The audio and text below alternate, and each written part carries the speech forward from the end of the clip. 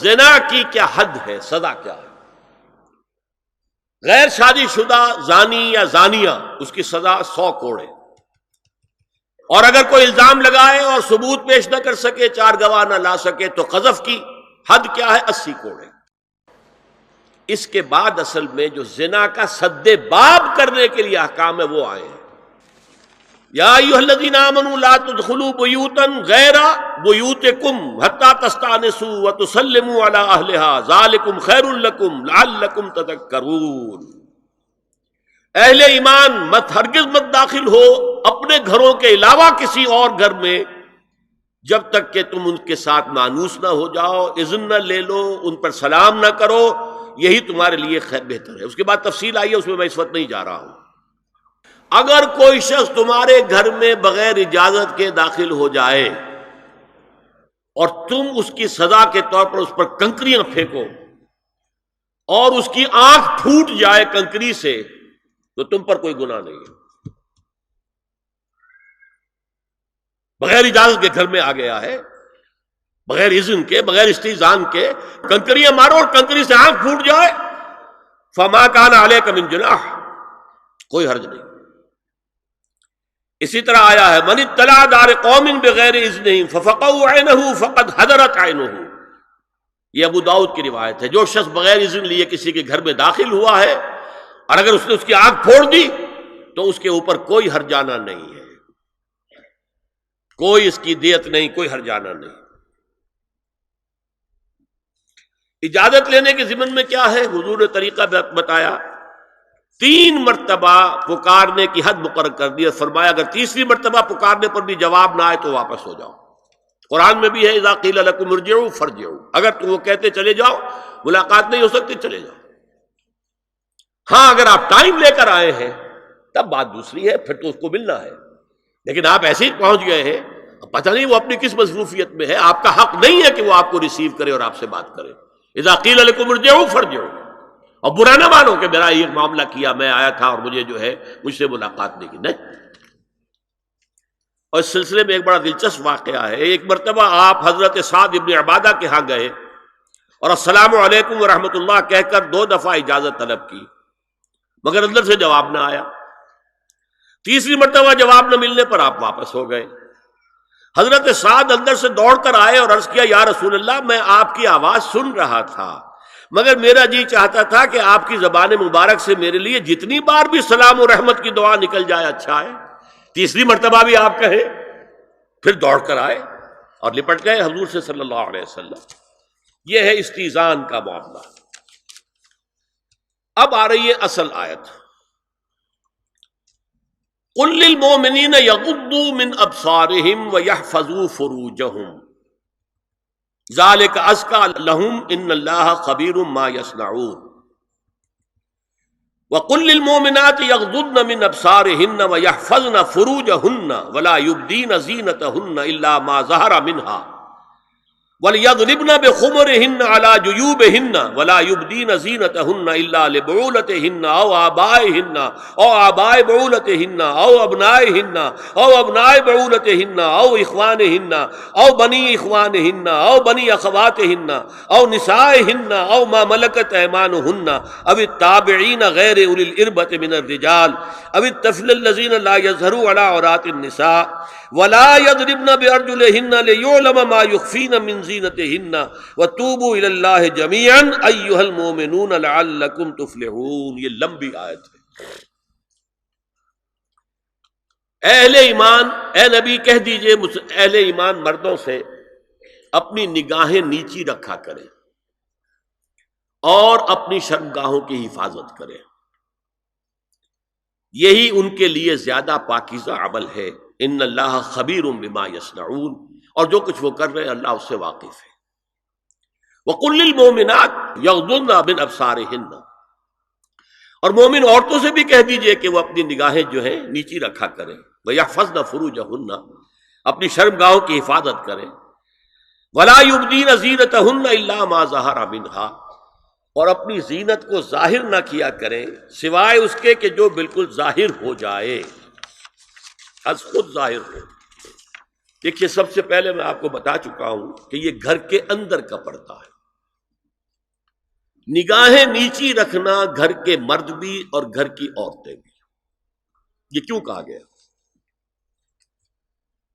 آج آپ کے علم میں نہیں ہوگا انسیسٹ کس قدر تیزی سے پھیل رہا ہے مغرب کے اندر. انسیسٹ کہتے ہیں باپ کا اپنی بیٹی سے ملوث ہو جانا، ماں کا اپنے بیٹے سے ملوث ہو جانا، بہن بھائیوں کا آپس میں زناکاری کرنا، یہ انسیسٹ کہلاتا ہے. اس وقت امریکہ میں سب سے زیادہ جو پریکٹس ہے وہ سائیکیٹرسٹ کی ہے. بڑی فیسیں ہیں، بڑی دوائیں ہیں. جو فارماسیوٹیکل انڈسٹری ہے اس میں بھی سب سے زیادہ فلرشنگ وہ دوائیں ہیں کہ جو ذہنی امراض کی ہیں.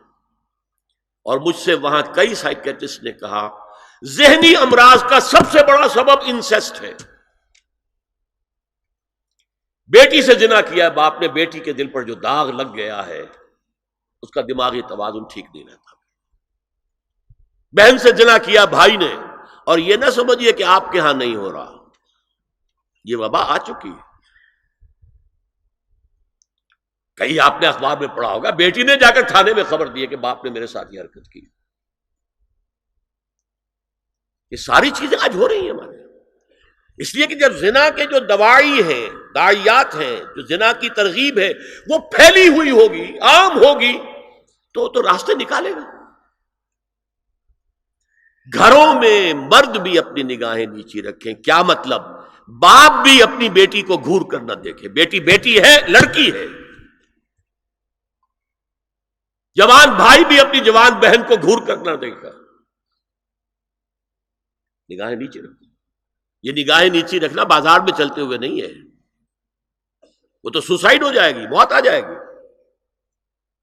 کوئی گاڑی آپ کو روک دے گی. یہ گھر کے اندر ہے. اور اس لیے ہے کہ بہرحال باپ مرد ہے، بیٹی عورت ہے. میں نے آپ کو فرائیڈ کی بات بتا دی ہے. وہ تو کہتا ہی ہے کہ باپ اگر محبت بھری نگاہ بیٹی پر ڈال رہا ہے اس میں سیکس ہے، سیکس کا جذبہ ہے. اگر ماں بیٹے پر محبت بھری نگاہ ڈال رہی ہے تو سیکس ہے. ایڈیپس کمپلیکس مشہور ہے اس کا.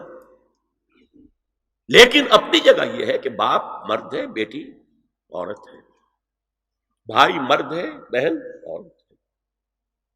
لہذا گھروں کے اندر بھی اپنی نگاہوں کو نیچا رکھو.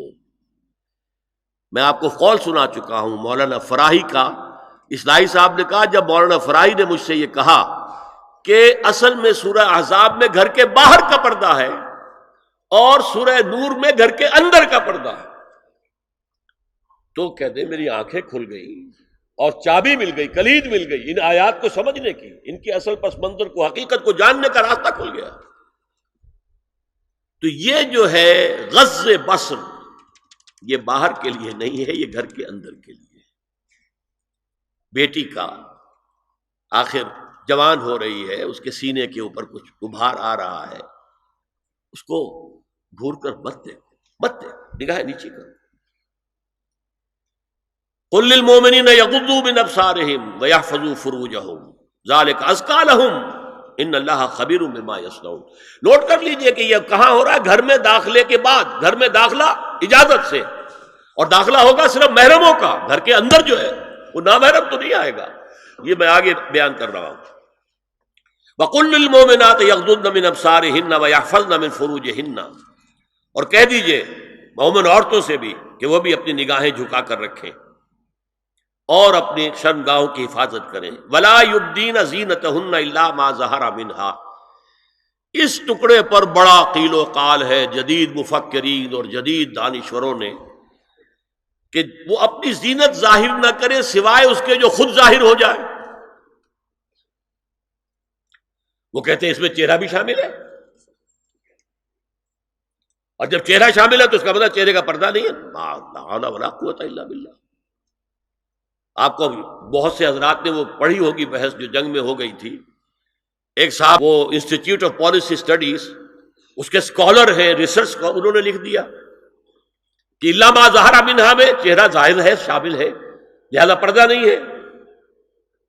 اور ارشاد احمد حقانی صاحب نے بھی زوردار اس کے اوپر جو ہے وہ تائید لکھ دی اور گویا کہ کہا کہ اب تو مسئلہ ہی طے ہو گیا، جب ایک ریسرچ اسکالر کہہ رہا ہے تو یہ مولوی ملاٹے جو کہتے پڑھتے ہیں کہ یہ عورت کا جو چہرے کا پردہ ہے، یہ تو بات ختم ہو گئی، دی میٹر از کلچڈ۔ میں نے صرف ایک جواب دیا کہ اس شخص نے جو بڑا ریسرچ اسکالر تھا، پہلے یہ لکھا ہے کہ سورہ نور کی ان آیات میں سطر کے احکام آ رہے ہیں، تو پھر یہاں پردے کا چہرے کا معاملہ کیا ہو؟ سطر میں تو پردہ چہرہ شامل نہیں ہے۔ محرموں سے پردہ کیا ہے؟ محرموں سے، اس کا نام سطر ہے۔ عورت کا پورا جسم سطر ہے سوائے چہرے کی ٹکیا اور یہ ہاتھ اور یہ پاؤں، بس۔ کیا مطلب ہے؟ بھائی بھی نہیں دیکھ سکتا بہن کے جسم کا کوئی اور حصہ، باپ بھی نہیں دیکھ سکتا بیٹی کے جسم کا کوئی حصہ۔ یہ سطر ہے، سطر محرموں سے پردہ ہے۔ اس سے آگے صرف شوہر یا حسب ضرورت طبیب، سرجن، بس یہ محرموں کا پردہ ہے۔ گھر میں عورت رہے گی تو سطر کے ساتھ رہے گی، محرم آئیں گے، چچا اس کا محرم ہے آئے گا، لیکن وہ بھی تو مرد ہے نا، چہرہ تو نہیں ڈھانپے گی اس لیے کہ محرم ہے، لیکن باقی جسم سطر۔ عورت کا پورا جسم سطر ہے سوائے چہرے کی ٹکیا، بال بھی سطر میں شامل ہے۔ سر پر وہ سکارف جو آج کل بنا ہوا ہے، بہت بڑا مسئلہ، انہوں نے چہرے کو نکال دیا، صرف سکارف سمجھا ہوا، پر حجاب کہتے ہیں، حالانکہ وہ حجاب پورا تو نہ ہوا، وہ صرف ایک حصہ ہے، لیکن ایک حصہ صحیح ہے، سر کے بال جو ہے وہ چھپے ہونے چاہیے، یہ سطر میں شامل ہے۔ چہرے کی ٹکیا ہے جو سطر سے باہر ہے، ہاتھ ہے پونچوں سے باہر، اور پیر ہے ٹخنوں سے نیچے، بس۔ اللہ اللہ خیر سے تو فرمایا ما ظہر منہا من زینتہن میں الا ما ظہر منہا میں کیا کیا چیزیں آ سکتی ہیں؟ دیکھیے، اگر عورت پوری کی پوری برقعے کے اندر ملبوس ہے، چہرے پر بھی نقاب ہے، آنکھوں کے آگے بھی یا جالی ہے یا کوئی چشمہ ہے، تو پھر بھی اس کے حسن کا ایک حصہ وہ ہے جو ظاہر ہے۔ اگر طویل القامت ہے، قد و قامت، یہ حسن کا حصہ ہے کہ نہیں؟ وہ کہاں چھپائے گی؟ اور غالب نے جو شعر کہا ہے، تیرے سرو قامت سے ایک قد آدم قیامت کے فتنے کو کم دیکھتے ہیں۔ سرو قد عورت، اسی طرح جسم سے ڈول ہے، اکیرا بدن ہے، یہ تو نہیں چھپے گا۔ عورت موٹی ہے، کیسی ہے، جسم جو غیر متناسب ہے، یہ تو نہیں چھپے گا۔ متناسب ہے اعضاء، قداور ہے، اکیرا بدن ہے، یہ ہے وہ چیزیں کہ جو حجاب کے سلسلے میں ما ظہر منہا، یہاں ہو رہا ہے کہ جو سطر کے سلسلے میں ہے ما ظہر منہا، زینت کا، اور وہ چہرہ ہے۔ لیکن اب اس میں ایک اور بات، وَلْيَضْرِبْنَ بِخُمُرِهِنَّ عَلَى جُيُوبِهِنَّ، یہ بھی گھر کے اندر کی بات ہو رہی ہے، چونکہ میں پہلے بتا چکا ہوں، جلباب ہوتا تھا جب گھر سے باہر نکلتی تھی عورت، تو وہ اپنی چادر لپیٹتی تھی اپنے گرد، چہرہ نہیں ڈھانپتی تھی، صرف چہرے کا حکم دیا گیا اس کے ضمن میں۔ وہ سورہ احزاب کی آیت ہے، وہ رہ گئی، میں بیان کروں گا۔ اور خمار اوڑھنی ہوتی تھی جو گھر میں اوڑھتی تھی، گھر میں ظاہر بات ہے کہ جلباب تو نہیں لیا جا سکتا، آخر گھر کا کام کاج کرنا ہے، ہلکی سی اوڑھنی تو وہ گھر میں، لیکن فرمایا وَلْيَضْرِبْنَ بِخُمُرِهِنَّ عَلَى جُيُوبِهِنَّ، اور انہیں چاہیے کہ اپنی اوڑھیوں کے، بکل اوڑھنیوں کے اپنے سینوں کے اوپر، گریبانوں کے اوپر بھی مار لیا کریں، تاکہ یہ سینے کے جو ابھار ہیں ان کو ایک ایڈیشنل کور مل جائے۔ هي الحلقات تحفظني بآيات من القرآن، هي الحلقات تملأني بحب المصطفى العدنان، هي الحلقات تحفظني